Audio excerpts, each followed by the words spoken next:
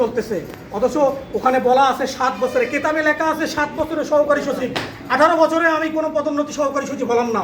আমার সিনিয়র যিনি হয়ে গেছেন সহকারী সচিব, চুলদাড়ি পেকে গিয়ে ওনাকে লেখা হচ্ছে ক্যাডার বহির্ভূত।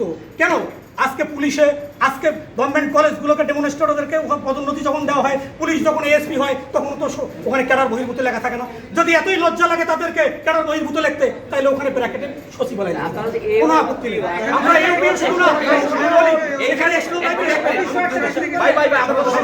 এইখানে 20 গ্রেড থেকে 10 গ্রেড পর্যন্ত সকল কর্মচারী আমরা আজকে আসছি। আপনি দেখেন, আমরা মিনিমাম 100 কর্মচারী আজকে আমরা নামছি, মানে 1000 কর্মচারী নামছি, মিনিমাম 1000। বিশ্বর জন্য হয় নাই। আপনারা সবাই হচ্ছে পদোন্নতি বঞ্চিত, এই তো মানে আমি ক্লিয়ার করি, ওনারা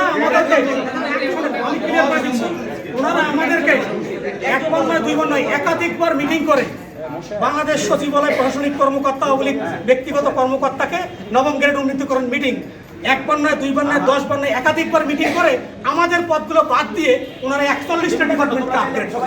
বিশ্বাস যদি না হয় আপনারা কবি দেখেন, এই 41টা ডিপার্টমেন্টের শুধু পদকে আপগ্রেড করে নেই, বেতন স্কেলকে আপগ্রেড করে দিয়েছে। তাহলে আমি প্রশাসনের কেন্দ্রবিন্দু বাংলাদেশ সচিবালয় চাকরি করে কি অন্যায় করেছিলাম, কি অপরাধ করেছিলাম, অমিত সম্ভাবনা নিয়ে এই বাংলাদেশ সচিবালয় চাকরি করেছি।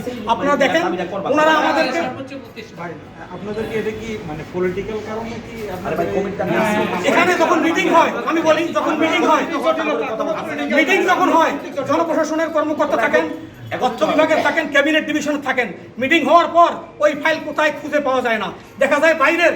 আপনি দেখেন ডিসি অফিসে, আপনার বিভাগীয় কমিশনার অফিসে, এসিল্যান্ট অফিসে প্রশাসনিক কর্মকর্তার পদ সৃষ্টি করছে। কোনগুলোকে জানেন? উসমান সহকারী হয়ে গেছে, সহকারী প্রশাসনিক কর্মকর্তা। আর বাংলাদেশ সচিবালয় স্টেনোটাইপিস্ট গ্রাজুয়েশন কমপ্লিট করে আসে, উনি স্টেনোটাইপিস্টে রয়ে গেছে। অথচ একই পদ আপনি যদি করতেই যান, তাহলে আপনি কেন লিখলেন যে সচিবালয়কে না দিয়ে ওখানে দিলেন? আমরা তো বাধা দেই নাই। আপনি দেখেন অফিস সহকারী দিকে বিভাগীয় কমিশনার কার্যালয়ে উপসহকারী প্রশাসনিক কর্মকর্তা আছে, আর আমার সচিবালয়ের কর্মচারী যিনি অফিস সহকারী, উনি অফিস সহকারী আছে। তারপরে ওনারা কি করলো? ডিসি অফিস, বিভাগীয় কমিশনার, রেসিডেন্ট অফিসে করার পর বেতনটা নিল, আমরা ছেড়ে দিলাম। আমরা তো ফ্রন্ট ডেস্ক সার্ভিস প্রোভাইডার, আমরা যেহেতু সরাসরি সাহায্য কাজগুলো করে থাকি। আপনি দেখেন নীতি নির্ধারক আমার সিনিয়র সচিব নীতি নির্ধারক না, আমার সচিব নীতি নির্ধারক না। আজকে এসিল্যান্ট যিনি, এসিল্যান্ট সাহেবের সাথে কাজ করতেছে প্রশাসনিক কর্মকর্তা, আর আজকে সিনিয়র সচিব তিনি, আমি এওপিও, আমরা তার সাথে কাজ করছি। তাহলে এই প্রশাসনের কেন্দ্রবিন্দু সচিবালয়ের বৈশিষ্ট্য, উদ্দেশ্য কোথায় হারিয়ে গেল কিনা? আপনারা কি চান যে এই প্রশাসনের কেন্দ্রবিন্দু ঐতিহ্যটা হারিয়ে যাক? আজকে বাংলাদেশে দেখেন যে পদগুলো আছে, বাংলাদেশ ব্যাংকে কোনো প্রশ্ন থাকে আমাকে আপনারা করেন, আমি শান্তিভাবে আপনারা অ্যানসার জবাব দিন এবং এভিডেন্স সহ বলেন। এখানে তো মূল কথাগুলো আপনারা আসছে, আপনাদের মূল হলো এই 6টা দাবি।